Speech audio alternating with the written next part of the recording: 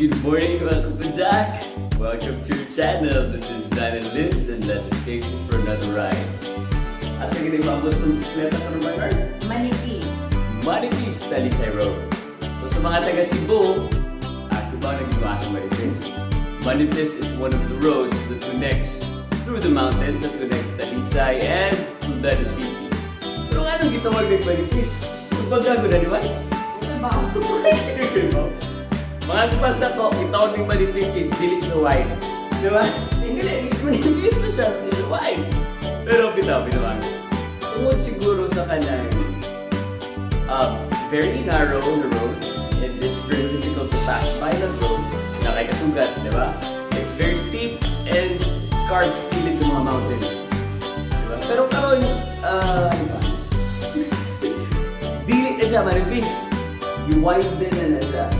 It's converted into a regular two-lane cemented road, and it's one of the best experiences that a biker can, one of the best lines that a biker can experience because of the, breathtaking views.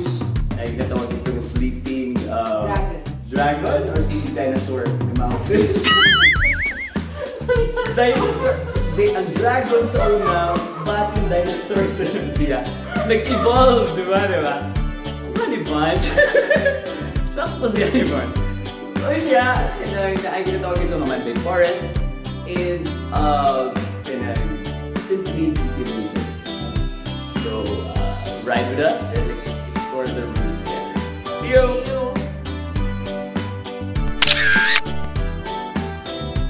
So mga kapadyak, ride out ni 6:22 time check. Dami sa Atlantic Hardware, Tabunok and going to Manipis.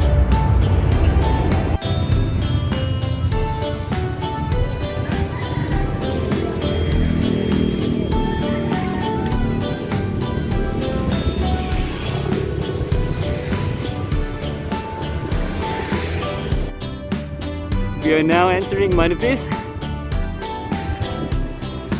Access through Lagtang, Tabunok.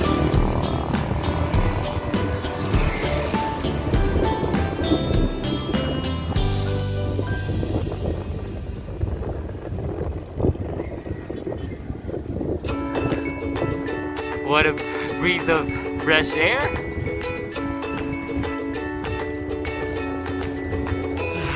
Mga bikers sa lower part na diri mga kananan kag bikers na mahaw puto si Kwate. Akong Hanibans si Kapoy og sikat. Hanibans Kapoy na ka. Go go go.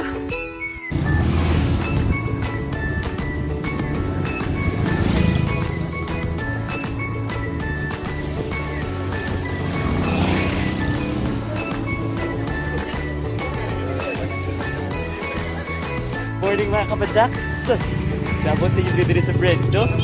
Campo 4. Yes, ang Manipis to Toledo is around 27 kilometers from Cebu. So for me, you divide into 3 parts, no?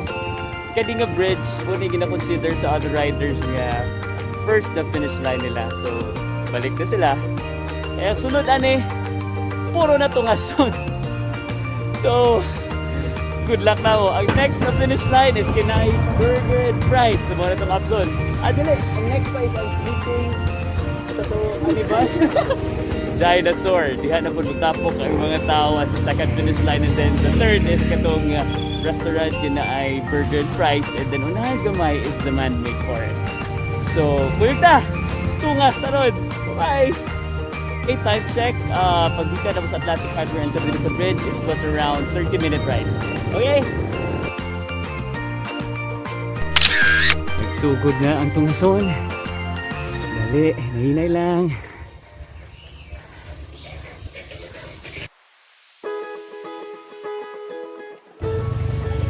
Akong Hanibans gakumbate og saka. Alright, alright. Sige ba? More, more.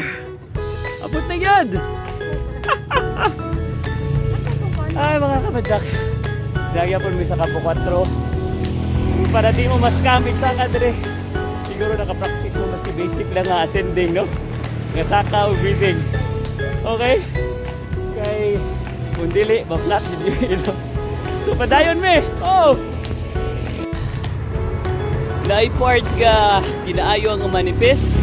So careful lang mga kapadyak. Akong honey bunch, kinahinay lagsikat, pero wala pagkikapoy, pati gusgana. Woo! Oh, honey bunch, labas tumoy. Ay ga! Mo na itong view karon, hapit na ta sa sleeping dinosaur. Woo! Kandihay ka itong asod yapon.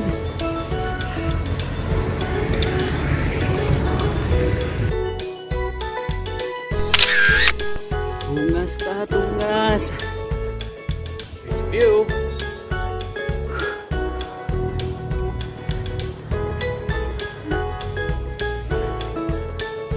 Ito tababot. Sige tawag itong view sa sleeping dinosaur. Talagang mga bikers nga naga paway. Hanapoy butungan. Ganahan mo mutong. Tara na si Honey Bunch. Ay, talgig. Abot yun. Morning. Morning view na to. Mauning ginatawag the sleeping dinosaur. Sleeping dragon. What a nice view, no? Woo! Natagat pang bikers ascending. It is third part.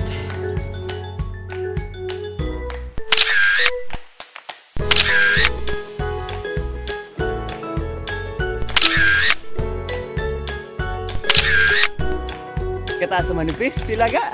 1,600 feet above sea level. So ganahan mo masaka diri. Handa gino di umas ka. Okay. Break the wheel and proceed. Nagyapon bisa Campo 5. Akong ginahuwat akong Honey Bunch. Ang maginahinay lang ko na siya. Tuwa na good. Nagkilom na good siya para di mamata ko no ang sleeping dragon. Ga! Dali!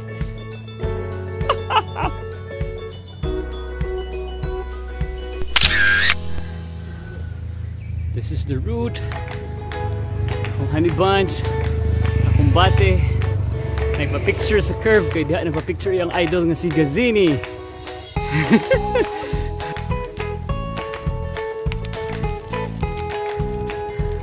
Kaya pa.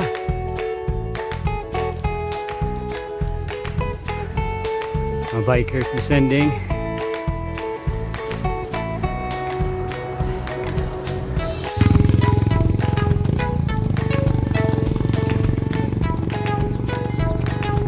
Kuwat nasad ko sa kong Honey Bunch. Kombate. Ali, ali, ali. Woo! Dia pa ito kaso ni Buday. Porok, kakao, lower campsite. Woohoo! Bikers descending. Nagkulatasan ko sa akong Honey Bunch. Sige na tagkulatan eh. Go, go, go! View. Sus ka power sa akong Honey Bunch. Sikad Honey Bunch. Gutom na. Una-una ang burger. Ampo size magyapon mo. Pero hapit na. Makakauna yun eh. Ah! Kato sa tumoy. May mauna na. Alright. Atong inspiration burger. Is it. So one last climb. Maabot na kita sa atong kananan nga burger. O bubang pang kananan. Balbacoa. Tinariaga, Puchero. Kana, makita ninyo guys mo ng kananan. So, kani and one last climb. Okay, this is it. This is the climb to the finish line. Bikers descending.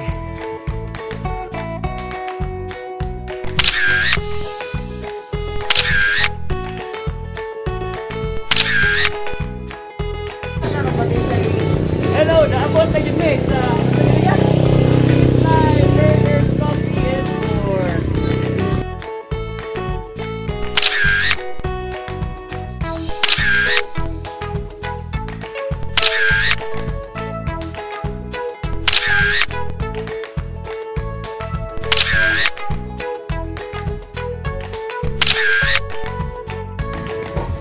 Dogi. Sorry, wala yun. Naurot yun ang food. Nawa si Honey Bunch, oh. Sikilatan ang burger. Next time na lang, Dogi, ha? Bye, Dogi. Apa yung mga kananan dire and fresh buko juice. Woo! Tara, kananan ni tatay. And gabay sa katong finish line burger is the man-made forest sa Campus City. Woohoo! Unahan is mag-descend na, descending road, no? Muna na ilahos og Toledo. Posing akong honey vine. Alright. So pauli na may mga kapadyak. Ang pabalik is descending, so wala kay hangak. Pero ride safe and hinay-hinay lang banaog, okay? So use the brake techniques na pwede ninyo matanaw sa YouTube. So, see you next time. When in doubt, ride it out! Side trip na diri karon sa Heirloom Cafe.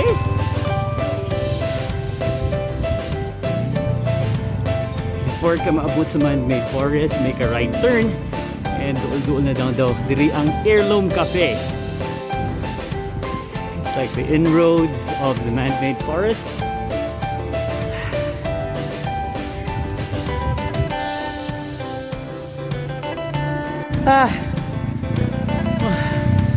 Muna yung Heirloom Cafe. Layo-layo po di ay. Scam na tayo nga.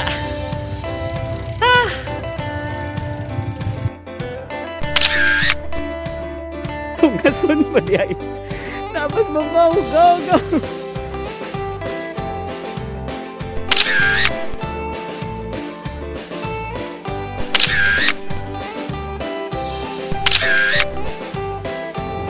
A view from Heirloom Cafe.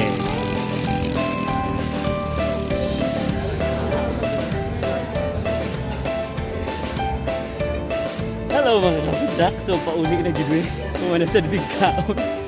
Na-amaze na kay Cebu City na dahil no? Katong balay na pula dito sa babaw ko. Makita ninyo lahot ko sa Central Highway. Just go very far. No? So, kung ganahan mo mo side trip, suggested Heirloom Cafe, good food and good coffee. Alright? Ride safe guys! Bye bye!